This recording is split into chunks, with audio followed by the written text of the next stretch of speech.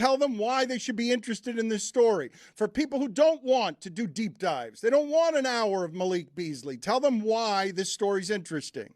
So if you're a Heat homer like all of you guys are, number one, we reported first, and it turns out not exclusively, that Terry Rozier not cleared by the FBI investigation into legalized sports gambling throughout the NBA. That had not been out there. Tom Haberstroh helped us nail that down just for you guys in South Florida. Number two, turns out that there is a mystery that has befuddled the entirety of the NBA, which is how was it that a guy on Twitter months before, in January, months before Malik Beasley got named in this FBI probe in the Eastern District of New York's federal investigation, how is it that this guy predicted it? How did that happen? Nobody else knew it. How is it, furthermore, that that guy turns out to be a character that you may have interacted with on Twitter? If you're an NBA Twitter addict like me and Amin Elhassan and Tom Haberstroh, the three people on this episode. And it gets to Jonte Porter, it gets to Larsa Pippen, it gets to Carmelo Anthony, it gets to that Dante DiVincenzo 3, it gets to a notebook that has the word trap and 2 exclamation points on it, that has rules for smoking weed inside Malik Beasley's house. It gets to something called the Parade of Homes in the Twin Cities, actually, where there is a parade, a tour to go and see the biggest, most opulent homes in the Twin Cities area that resulted in Malik Beasley pointing a rifle at a car full of people that helped uncover all of the story for us in the legal documents. So all of this is very germane to everything you're saying. And that's not even getting to the fact that, oh, by the way, I think we did an investigation that's more exhaustive than the literal FBI did. It is a good investigation. I will call Pablo and a thing that he did dirty because there was like two seconds in the episode where I'm seeing a text exchange in which I'm seeing the iPhone and I see I'm assuming Pablo's iPhone. The source is just calling Malik Beasley a dumbass, and I'm like, that's not journalism. That's just an iPhone. That's just an iPhone and a text that Pablo got from somebody. And I believe his sources, and I believe he's credible, and I believe that Malik Beasley is indeed a dumbass, but that's cheap. Well, this is the thing. This is why we attract via clip, and then we keep you with the honey of not all of us. Well, listen. The point is, when somebody texts me who knows really well the teammates, current and former of Malik Beasley, you're right, Dan. I shouldn't take that. And so at face value. And so what I did was I spent an hour getting to the bottom of it. It's kind of like the beginning, and we wouldn't publish that, of course, if it wasn't validated and justified, reported out in future minutes of that podcast. But Chris Cody just needs to know that I think this is a story about a lot of guys like Chris Cody that the NBA has no understanding of. And not only the NBA, but the government, the federal government tasked with investigating all of this, they don't understand how the sausage gets made when it comes to the world of legalized sports betting either. And it's a remarkable thing to see that, wait a minute, maybe the people we got to understand a very complicated story on its face is actually a lot of people that we've been tweeting with. It's been there the whole time. Let me explain to the folks who want the details that are there. Go to Pablo Torre Finds Out, and you can get everything.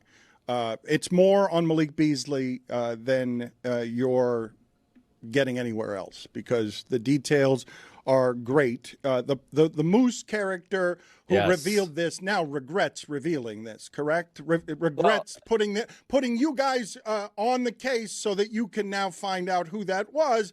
And now this is a person who's telling people or thought he was telling people anonymously, I know things because he knew things, but now these are not things you want known by these people who are now, you're in crime. You're in the business of crime.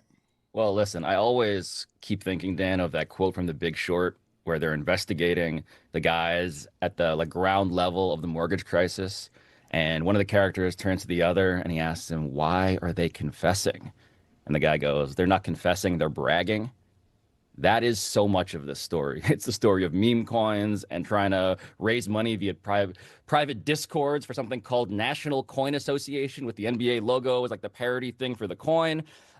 Yes, it is my favorite thing, by the way. My favorite thing in this episode, of the many things I love about this, is that we had Tom Haberstroh Knock on the front door, like call up the guy, ask him, will you do an interview with Pablo Torre finds out? And the guy's like, yeah, I think I've heard of that show before. And they have a conversation in which he realizes at the point that Dan is describing, I have made an enormous mistake. And you see it, you hear it. It's just rare. Again, that's the true crime aspect of it, but journalism in real time. You hear someone regret opening the can of worms that will result in, yes, potentially actual legal consequences, real things in life. And it starts so stupid. My favorite things start so stupid, and they get serious and smart, but also funny the whole way through, but also darkly funny the whole way through. There is no better case study in that than this episode, I think. So give me the top item to get people over there before I get to other subjects, including Bill Belichick. If I say the best dark funny thing that you have in there, it is blank.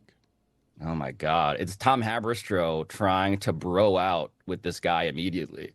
Tom Haberstroh says, how are you doing on this fine Tuesday? Like he's trying to relate immediately. If you know Tom at all, it's just like, I love that. I just love that. Okay, that's super inside and awkward, and it's dark funny to you because it's Haberstroh so trying funny. to do investigative work, and he's going to be clumsy at it. But the best part is that he gets the goods. This awkward guy sidling up to you at the bar, who's like literally in this case, recording the call, having disclosed that, is trying to bro out with this dude. And it's so awkward, but you get everything. You click on the episode to hear everything is my point. So funny, but not dark funny. The funniest thing in the episode is blank.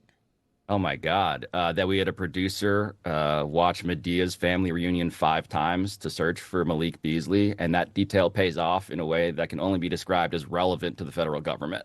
So there's that. That's a good dismount. 5 times. I'm in. All right, I'm in on this. And well, but this is consistent to what I would just tell people again and again, that if you're watching the phenomenon of what's happening with podcasts and where it is that intimate storytellers get in your head in a way that connects with things, because people still like to discern what's good and separate it from all the antiseptic that everyone else is making. What Pablo is making does deeper dives on things regularly than anyone in sports journalism is doing. And in this particular case, if I say the most interesting detail from this story that's going to end up being something that has consequences that we'll look back on years from now and say, that's what the gambling stuff did to sports back then. While we were clucking about Pete Rose, like that was the real stuff that was happening. Yeah, it's that amid these incentives, these new incentives in which all these ways exist for people to have interests that diverge from their employers, players versus NBA teams, it turns out that we stumbled upon real evidence that the Jonte Porter scandal was underestimated by the federal government. That in their own reporting, in the FBI's research and investigation, we think they undershot it. We think it went deeper and earlier. And we have the way that this connects to Malik Beasley, to Terry Rozier. But really, it's the fact that even the government, I think, has some level of this wrong. I think they don't understand the scope of it. I don't think they're as fluent as Tom Haberstroh, Amin Elhassan, and me and NBA Twitter addicts than, frankly, the shipping container when it comes to knowing, when it comes to crypto, gambling, and basketball. These are 3 things that are so intertwined, and the government isn't internet NBA Twitter brained enough to get it yet. But I think we have here at Meadowlark Media a bunch of people actually that might